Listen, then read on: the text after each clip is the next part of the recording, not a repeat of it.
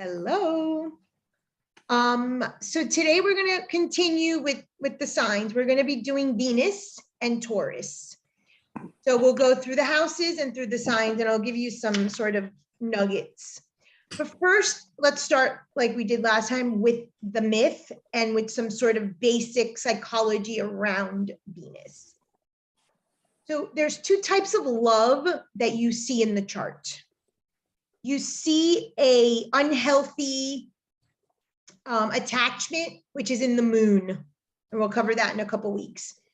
The moon is representative of the womb, and through the moon sign, we're seeking mom. In the Venus, we're seeking desire. We're seeking erotic love, not motherly love. So when you have a client or yourself and you see yourself loving through the moon, what you're seeking is mom, whether it's with a partner, in a romantic setting. But if you're channeling your Venus sign and house, that's where you're channeling what you desire: erotic love, second chakra, sexual, romantic, passionate love. So there's two forms of this. In a woman's chart, the type of love that they want to receive is oftentimes through that Venus sign, that thing that they desire in their partner to give them. They like a sign, and I'm just talking hetero for a moment. The Mars sign will be the kind of man you like, but the Venus sign is a kind of love that you want to receive. And I'll give you a little cheat sheet on my version of the love languages through astrology. In a man's chart, the Venus is the kind of woman that he likes through house, but mainly by sign. So that's just in hetero type of breakdown of relationships. So that's kind of the essence of Venus. Now let's talk a moment about the myth. Venus rules Taurus and it rules Libra. Okay, so when we get to Libra, we'll revisit it, but we're going to look at it from a different angle. When we're looking at a Taurus or a Venusian love, think of the second chakra: eros, desire, possession, passionate, ownership. Those are the kinds of words. From a Libra perspective, it's supposed to be more heart-centered. That's in evolutionary psychology, if we actually were evolved beings. But just for the moment, think of the Taurus Venus as that's linked to the second chakra, more about I have, I possess, I own, I love you, I want you, you're mine. That's the kind of essence that we're looking at. So in mythology, Uranus, let me just share the chart in case you haven't learned the glyphs yet.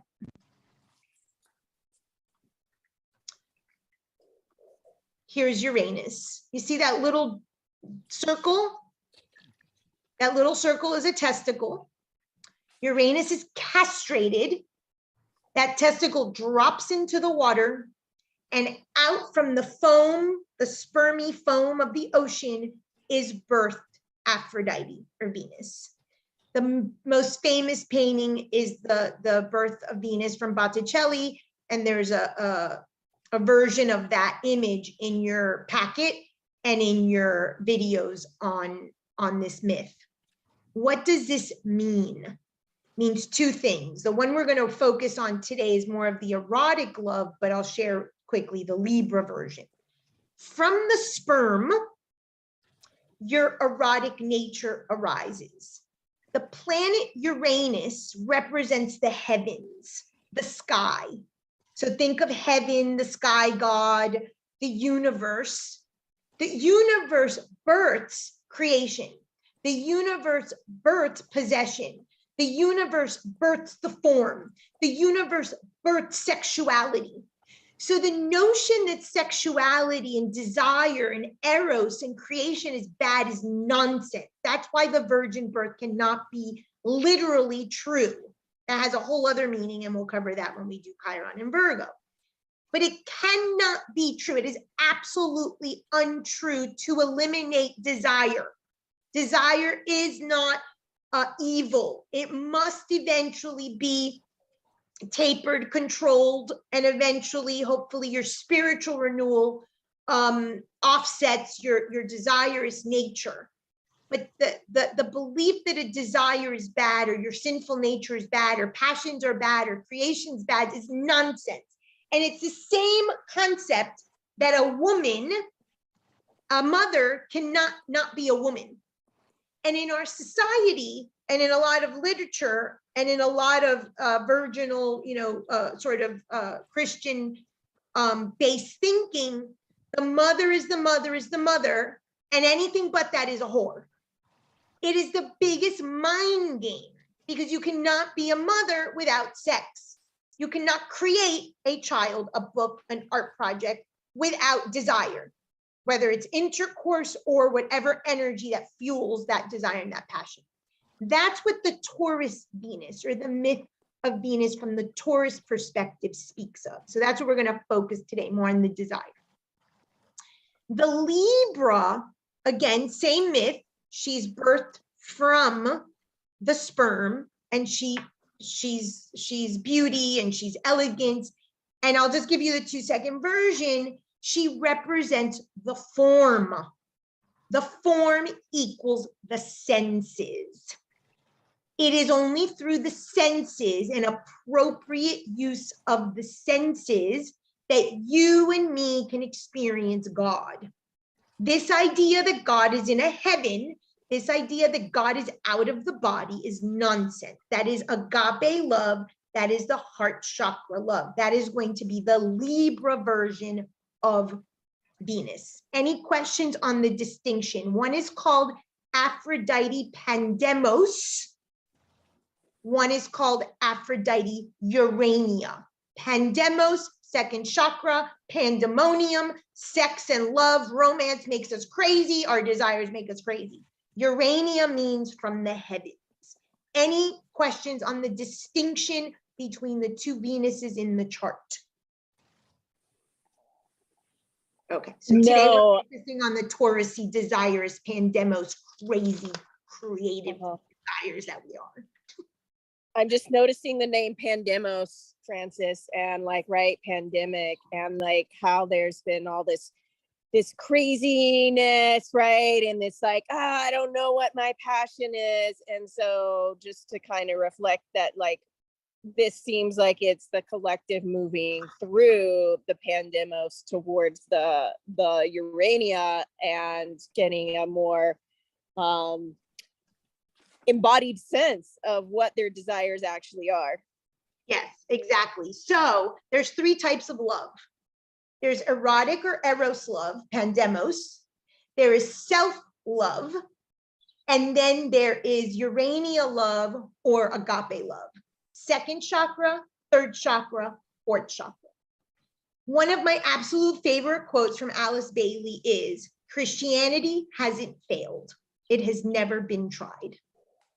Because in a Christian lens, love thy neighbor as thyself means love thy neighbor. Let's do 4th chakra, agape love, forget about self. Self meaning your desire is self, and self meaning your self-love.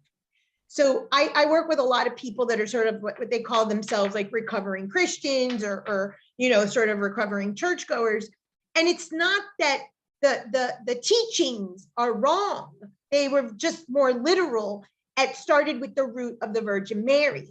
So this notion of I love others more than myself, instead of myself, that's why Christianity has never been tried. You start with the erotic, you start with the desire. From there, you build your self-love. And then from there, you can love thy neighbor after you've learned to love yourself. The only way to achieve self-love, an actual age of Aquarius love, Uranian love, is if you love yourself fully, full, erotic, dark, shadowy, human, earthly, lower nature. So that's why I love that quote in her Labors of Hercules book.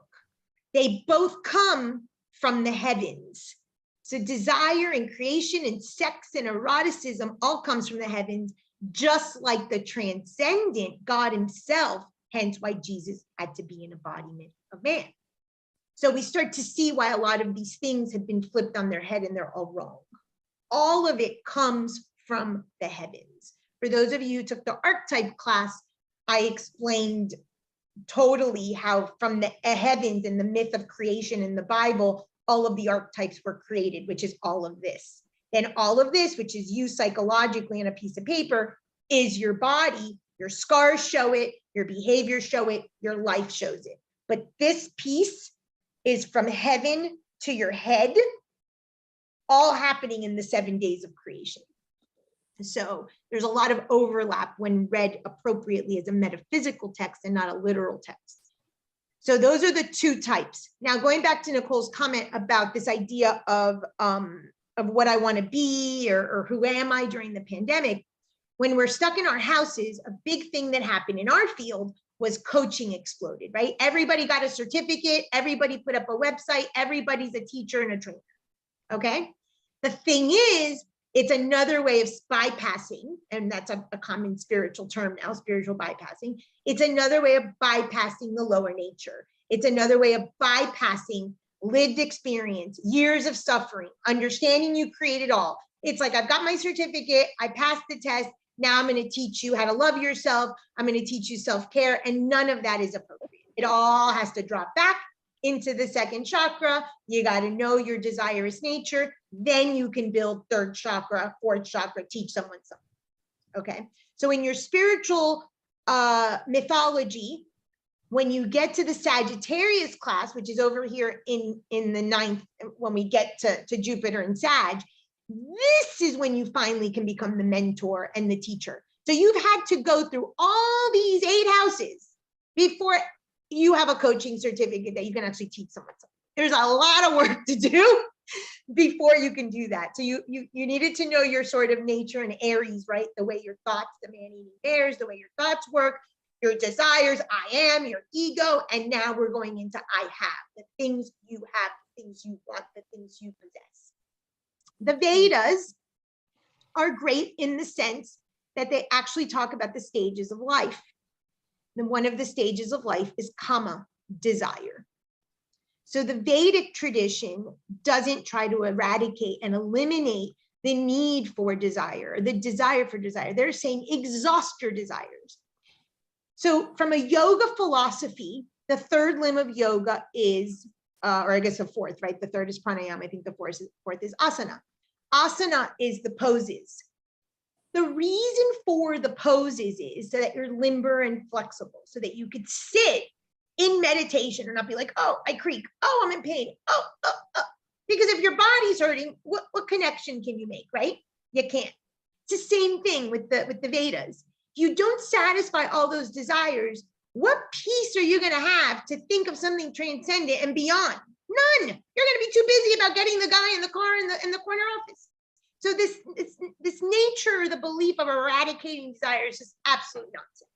Okay, so let's go through the signs, and then I'll show you a few charts, and I'll tell you a little bit about the love languages. And there's some overlap. I'll give you kind of my brief overview of it, and then we'll go through the houses. So let me tell you the myth. When you look at the levels of consciousness of Taurus, you see the golden calf, you see the bull, you see the minotaur, and then you see the bullfighter. So the evolution of the animal nature, of the I have, of the I desire, of the possession, of wanting, like all other signs, evolved through these 4 levels. First is this notion of the golden calf. The golden calf comes from the Old Testament when the Jews leave Egypt and Moses goes to Mount Sinai to get the tablets of the 10 Commandments. The Jews are left alone in the desert and they want to believe in something. Okay, this is an important psychology of this planet. You want to believe in something here and now. Your golden calf is your sign and your house of where your Venus is. That's what you want to believe in. So the exalted Venus, does anyone remember what sign is exalted, Venus exalted in? Leo? No, Pisces.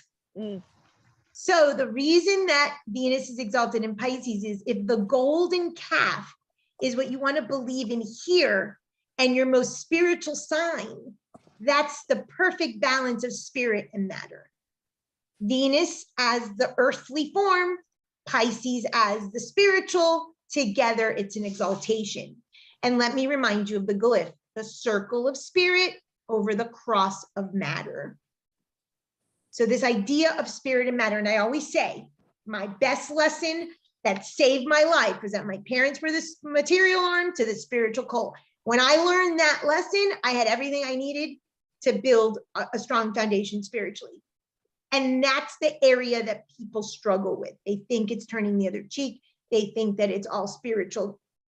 No, you have a lower nature and you have a spiritual nature. And it's the combination. That's why this turns into desire is love, self-love. I accept both spirit and the circle and the cross.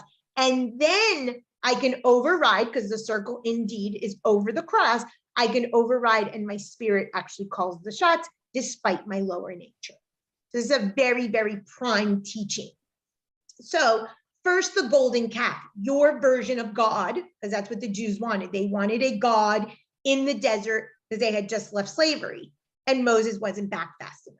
So your golden calf is by your sign. If it's Taurus, it's going to be more material. If it's Gemini, it's going to be more intellectual. If it's Cancer, it's going to be more emotional. So that's going to tell you what your God is.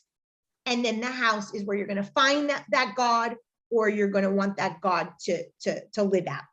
Okay, so it explains the having. The second level is the bull. You become bullheaded. You hold on. You don't detach. You don't let go. Taurus is the slowest sign to change of the entire zodiac. Taurus, Cancer, Virgo. You see someone with 2 out of the big 3 of those, or 3 out of the big 3, they ain't going nowhere. Okay. So those are the slowest sign, but Taurus is the slowest sign. Of all the moon signs, Taurus is the one that is terrified of change. Terrified. They would rather stay with rotted food and a house that's falling apart than make renovations or move, or it's a paralytic fear. So you can understand that level of attachment. So that's the bull. There's so much stubbornness to the old, to the way it was, to the way it should be. That's what the possession is. The third is the Minotaur. The Minotaur comes from mythology when Theseus has to go and fight the Minotaur. And he has to go into the center of the labyrinth and fight his animal nature. If you actually dare look at yourself, confront your animal nature, then you could start evolving. That's the third stage of consciousness. And then the fourth is the bullfighter, where your desires don't ride you, but you ride your desires. So that's the evolution of you through your Venus by sign and by house. Any questions on that? Okay.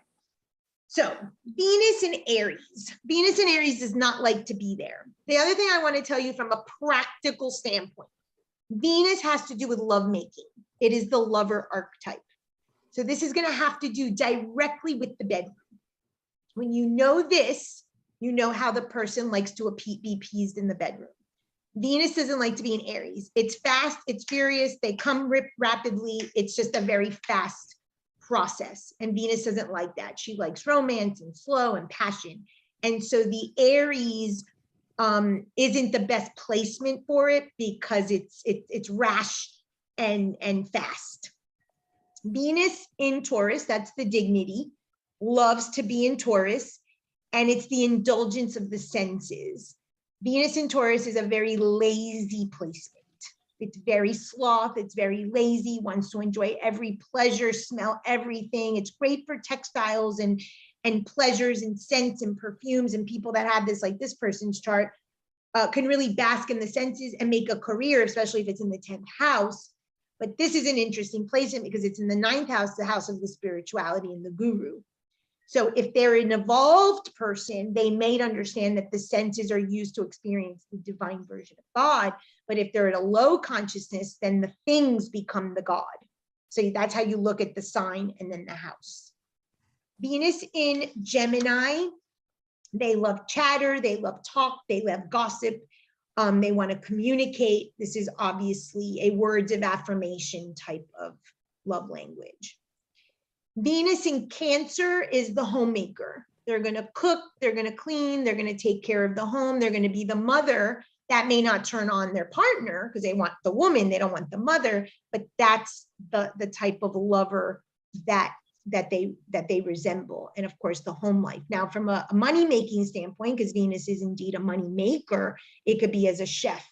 It could be someone who cooks or spices or does nutrition counseling, someone who works with breast health. So you could start to see how they match up and they line up in terms of a money maker, because Venus is also linked to how you make physical money. The Venus in Leo.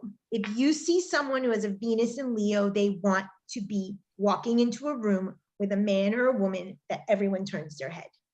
That is the strategy. That is that is it. So I had this client, Tim, many years ago, and I said, if your woman is not the one on your arm that everyone looks at when she walks in, you're going to dump her. And he's like, absolutely. It's all eyes on me, the attention on me. That's the type of Venus. And so that's good, of course, if you want to promote something or sell something, depending obviously on where it is in your chart. But as a romance, as a lover, as the type of person that is attracted, it has to be someone maybe with a difference or something original that's going to make the person say, oh, wow, that's going to make me stand out. Mars in Virgo. Mars in Virgo, if exalted in Pisces, the opposite is Virgo, it's a detriment. Virgo does not like to be in Virgo whatsoever. It is practical, boring love. If we're looking at, from one perspective, the mother, the woman being mother, and it's in Virgo, the sign of the Virgin, it's a very difficult placement. It's very purified in sex. It's very virginal in its nature.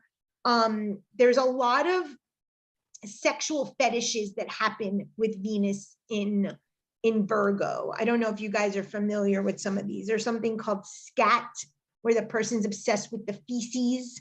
That's a very Virgo Venus placement that could be in the 8th. There's also anal prolapse. There's a whole sort of fetish around like an anal prolapse. That could be a version of finding the whore and the virgin.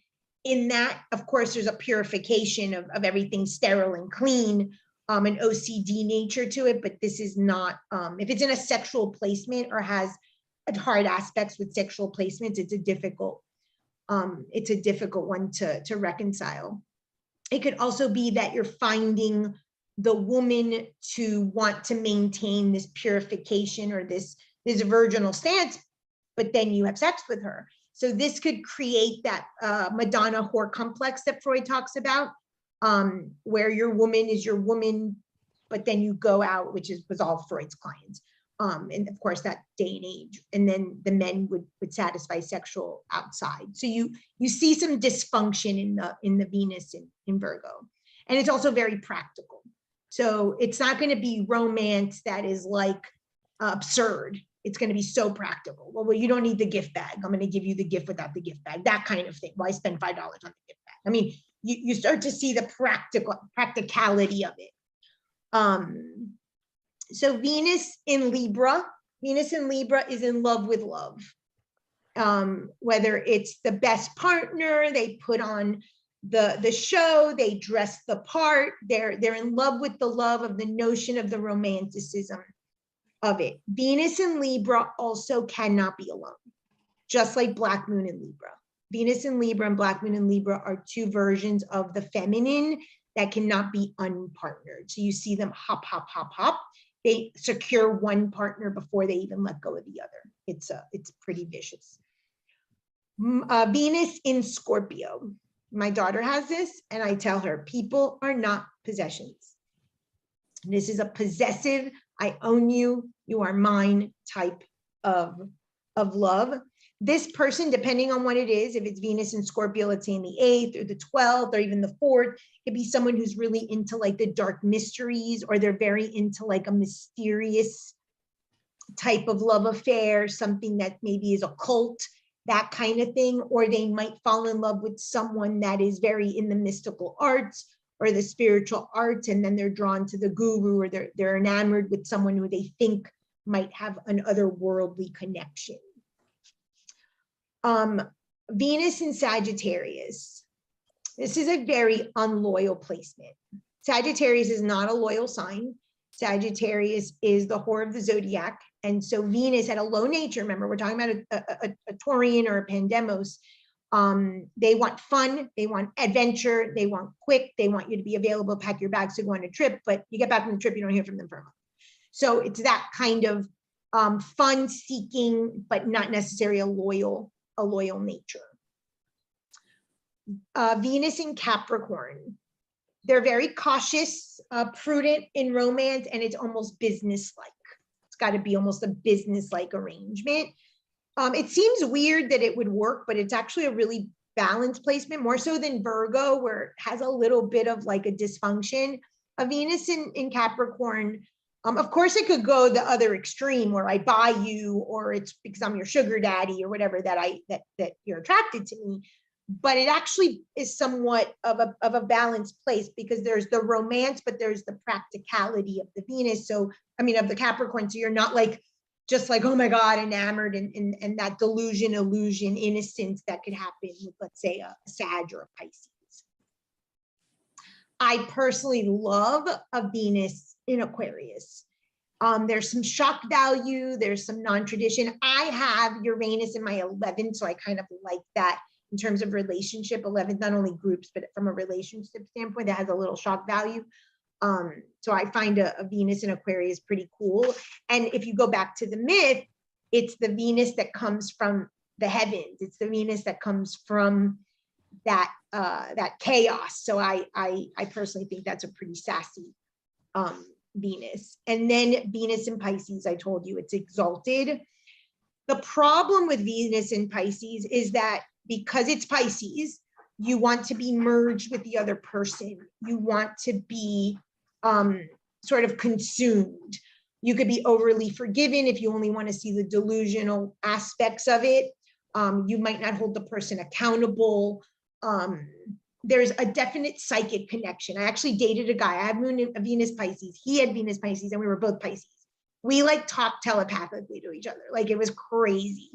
So there is that sort of appeal to that, but it could be too much that and not anything practical, and then that falls apart. Any questions about Venuses through the signs? Someone's particular chart that you want to look at, or see if I have any examples. Okay, so I know that I have Venus in Leo in the 11th house. Ooh, nice.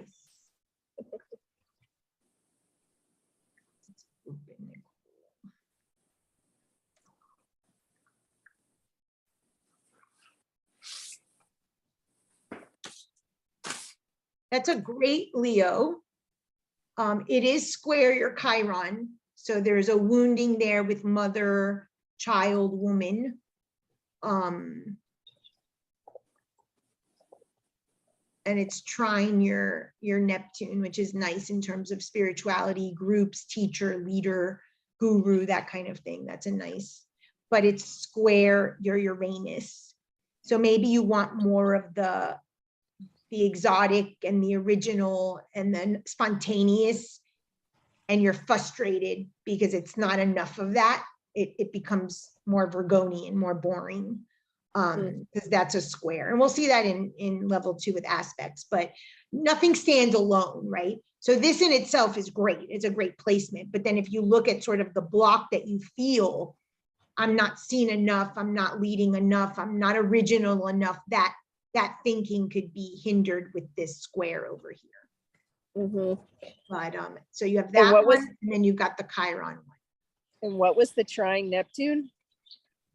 Oh, that's great. So, and you asked this, I think, a few weeks back.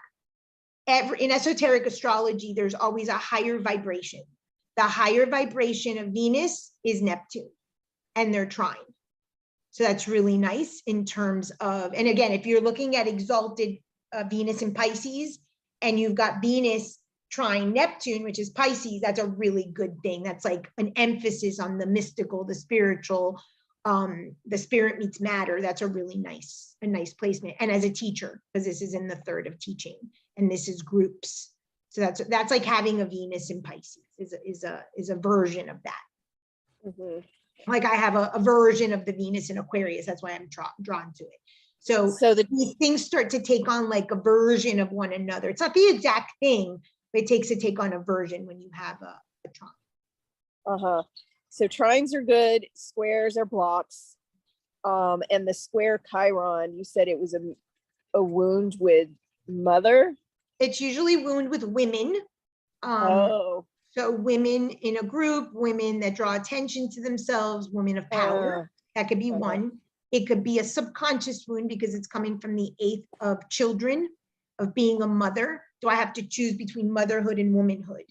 And a lot of times when that wound exists, the motherhood loses, especially with a Venus in Leo. That's a strong one. You have a lot of Cancer, so you channel that motherhood in other ways. But and your moon is in Pisces, so you're mothering in other ways, but it may not be traditional because of this square.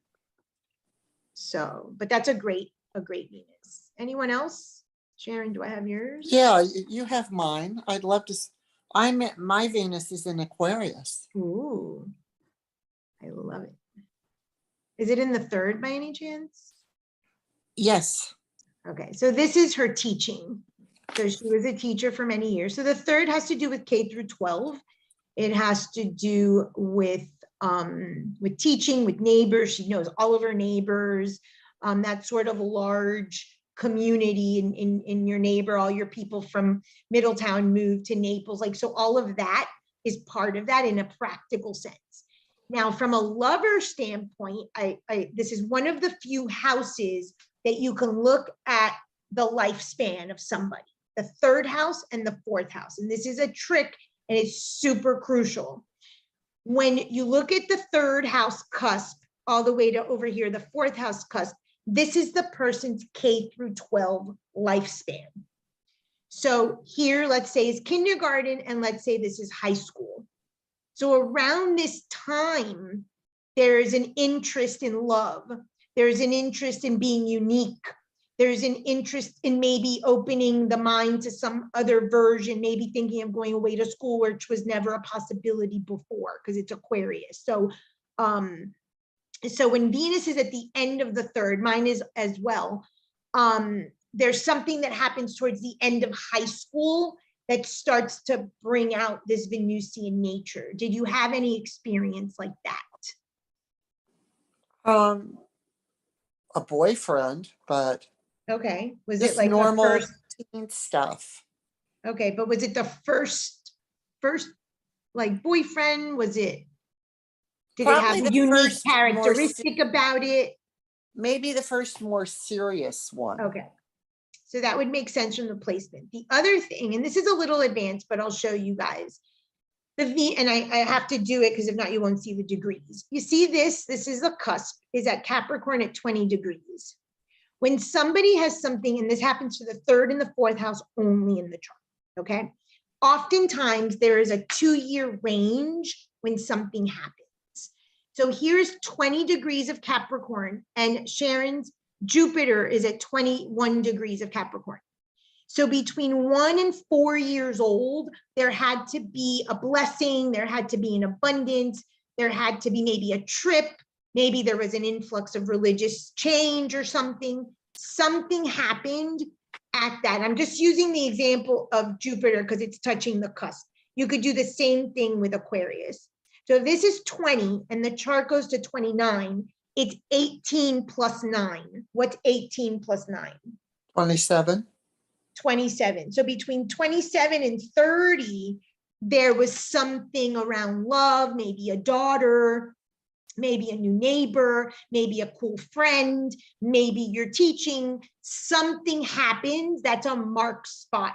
So you take the cusp at this degrees, it's 20, it only goes to 9, so you go 29 plus whatever the Venus or whatever planet is. The same thing happened with Mercury. We'll do that next week. So, and then you add the 18 degrees, and then you add plus or minus 2.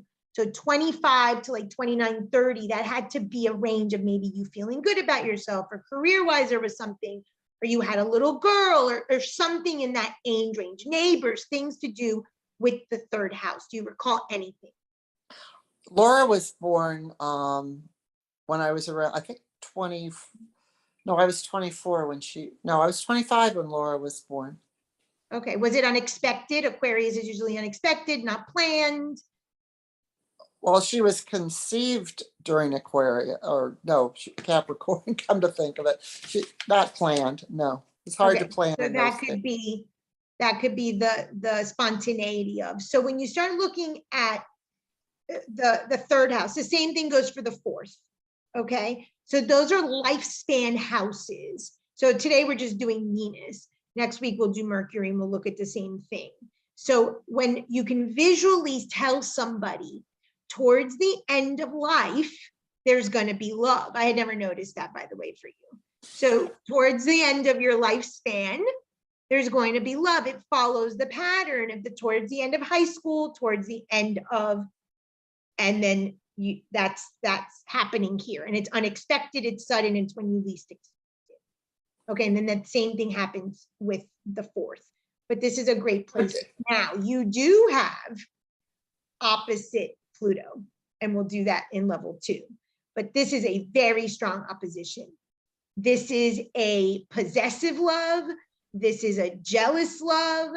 This is maybe you have to move away to have a love, because there's either someone that's possessive of you that you have to go away, or you have a very jealous possessive nature, which you have a Scorpio ascendant, so it would make sense.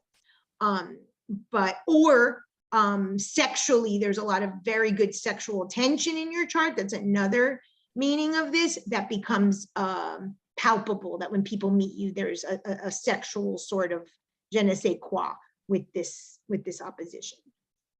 And then a Scorpio ascendant and Uranus in the 8th, I mean, you're just oozing Aphrodite, my friend.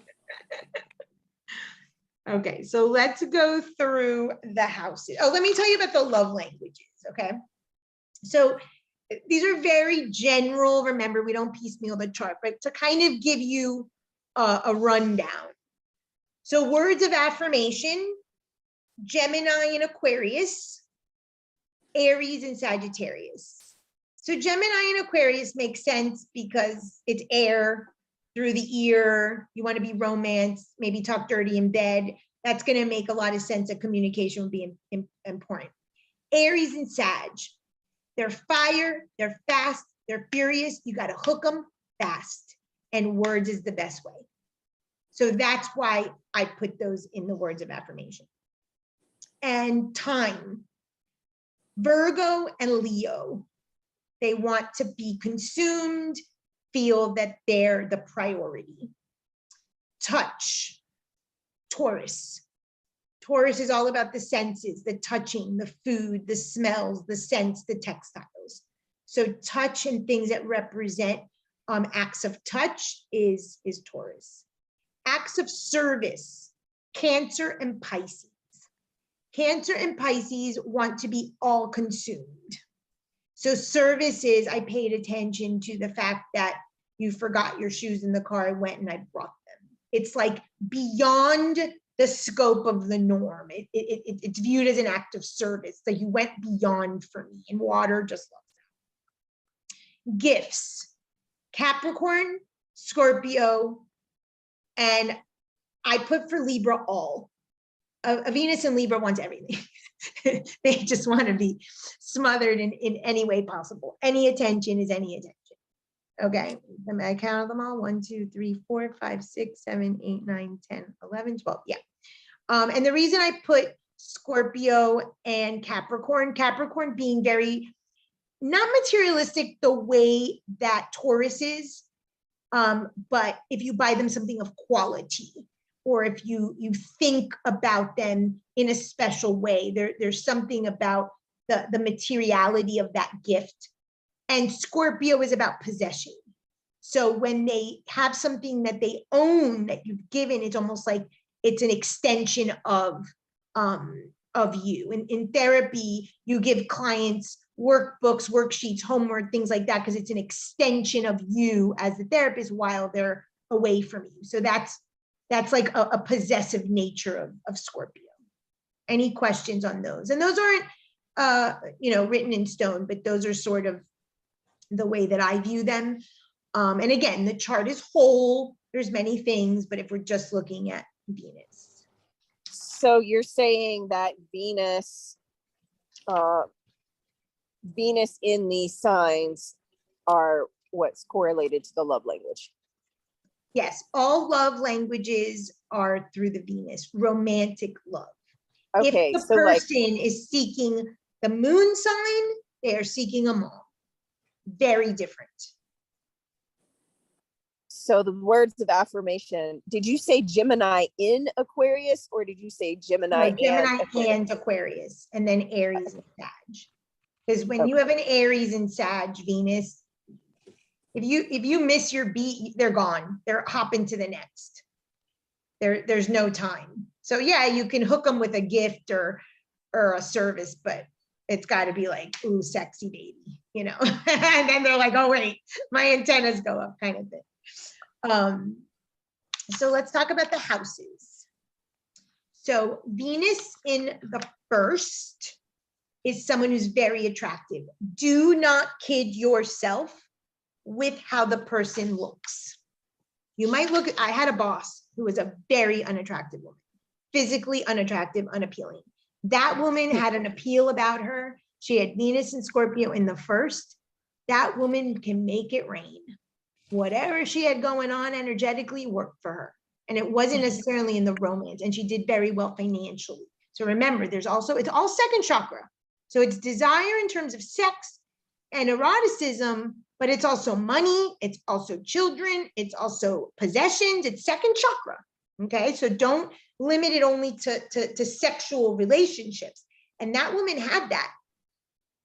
And it rained wherever she walked. And physically, she was an extremely unattractive person. I mean, face, body, all of it. So this is energy that really speaks, that people are connecting to. And Sharon has this Venus opposite Scorpio. That is, whether they find your Venus or they find your Scorpio, they're getting some erotic sexual nature in this person. So these are energies that exist. There are archetypes around you that people are sensing, a seductress, a seducible energy. The Venus in the first can have a tendency, of course, it depends by sign, to be selfish because it's the first house, it's about me. So my needs first. So if you have a Venus and Aries in the first, good luck getting pleasure. That person's going to be all about their own orgasm. So you start to see how this plays out. Venus in the second. So obviously Venus in the second, they're going to make money. That's going to be a very easy way of making money. Now, people will come and say, what sign do I marry to make money? That is a very legitimate question I get if they're seeking a partner to pay their bills, and you would look at the second or the eighth. And if you have Venus in the second or the eighth, you're going to make money via a partnership, a job, a marriage, things like that. Venus in the seventh as well, but the money houses are the 2 and the 8. Venus in the second, because things tend to be given or handed or easier to come by, Venus is already lazy. Remember, Venus is lazy. Venus is gluttonous. Venus has an overabundance of sugar desire, of sweet and taste. So when you have a Jupiter Venus, for instance, especially in the 6th, but anywhere you see somebody that has a Jupiter Venus conjunction, that's going to be prone to diabetes because they're going to be very prone about abundance and sweet lifestyle and stuff like that. And in the 6th being an illness, or the 1st being the body, you can see why the person might tend to have extra pounds or they might tend to have an issue with diabetes or high blood sugar.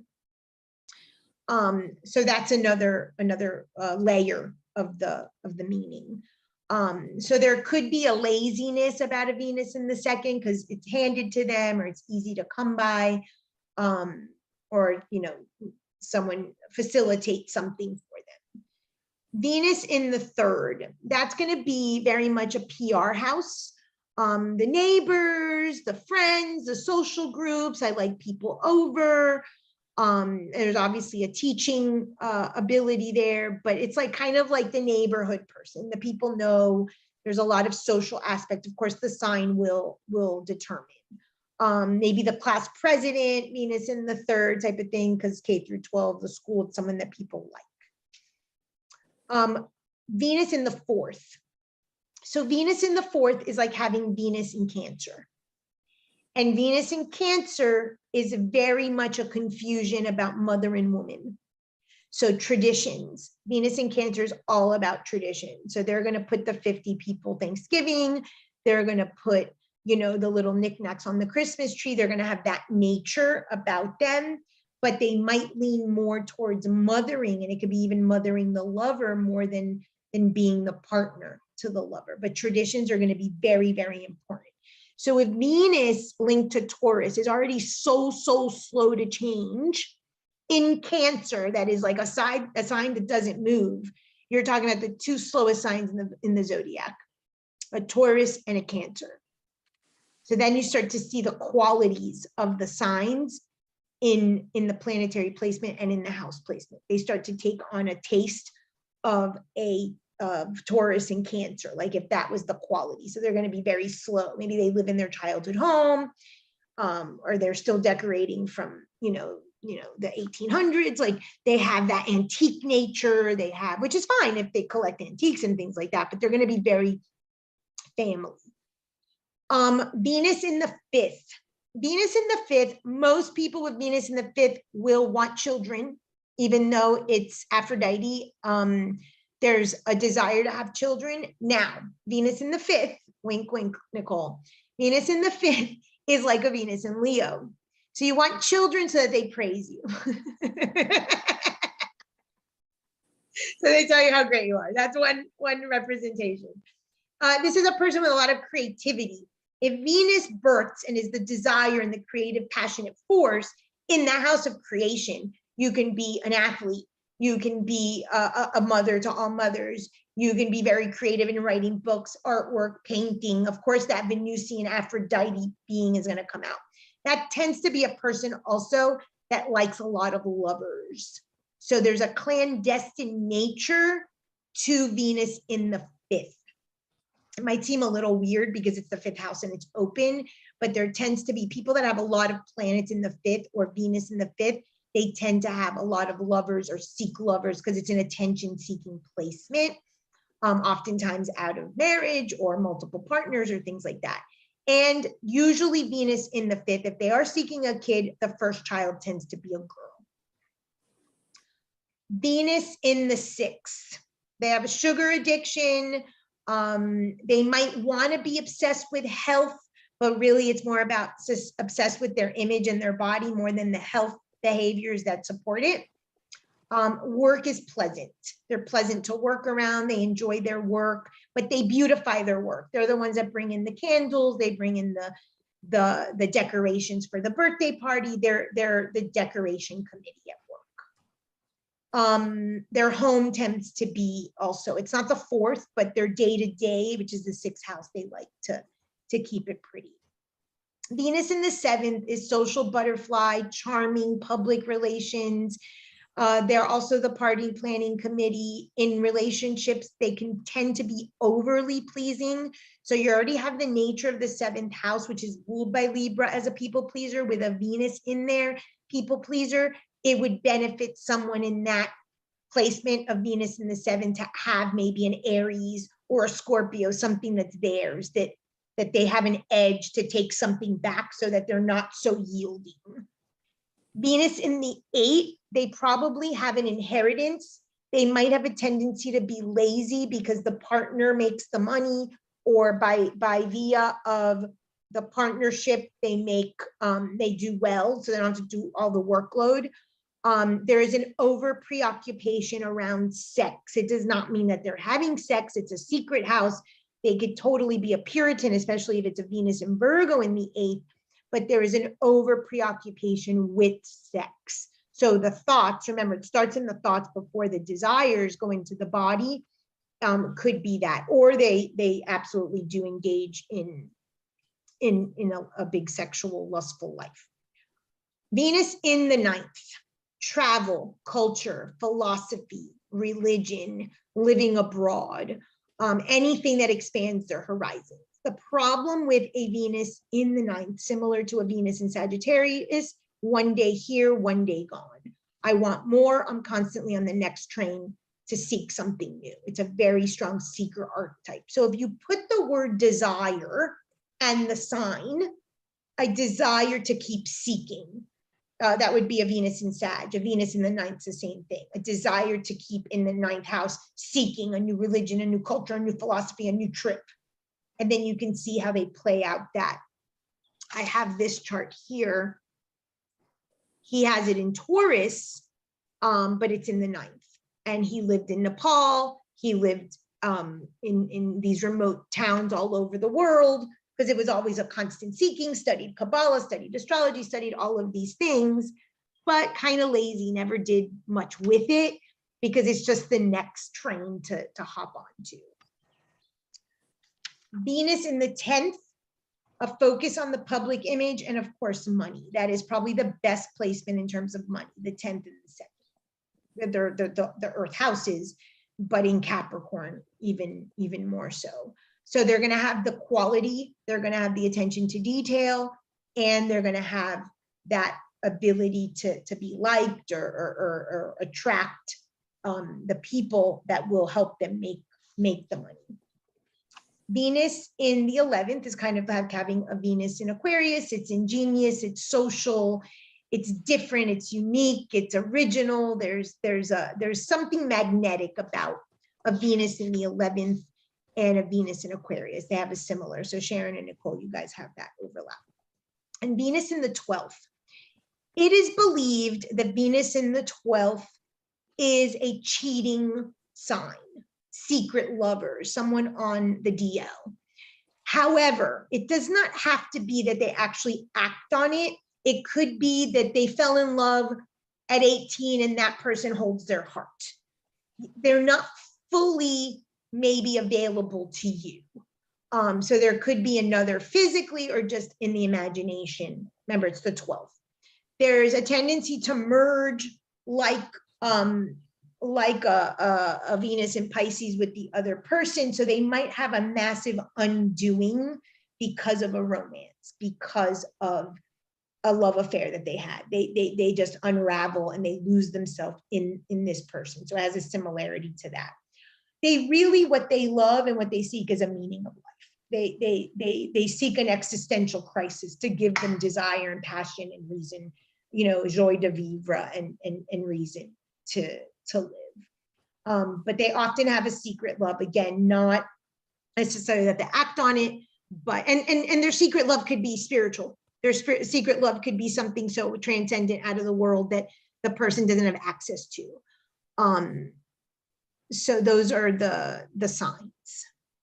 Through the houses. Any questions? Remember, you're going to, in level 2, like we did a little today, see the aspects that expand the Venus to make it something really approachable, or restrict it a bit because of the squares or the quincunxes or the oppositions. But any tension, this is just another side note, with Mars and Venus is a sexual tension. Even if it's a hard aspect, it's a positive. So if you have a hard aspect to your Venus, it's actually very good. The person has like this sexual sort of oomph, especially in relationship. If your Venus and your partner's Mars, for instance, are at odds in a chart, that creates a sexual tension. So if you have a Mars and Venus that have a tension, since everything's energy, people feel that in your energy field. anything, any questions?